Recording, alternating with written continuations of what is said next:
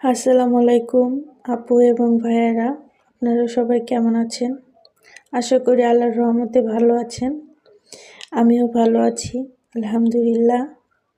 তো এই প্রচণ্ড ঠান্ডায় সকালবেলা গরম গরম ভাপা পিঠা খেতে দারুণ লাগছে। আপনারা কি করছেন এই সকালবেলা? আমাকে জানাবেন কমেন্ট বক্সে প্লিজ। আর আমি চ্যানেলে নতুন, আমাকে সাপোর্ট করবেন, আমাকে সামনে এগিয়ে যাওয়ার জন্য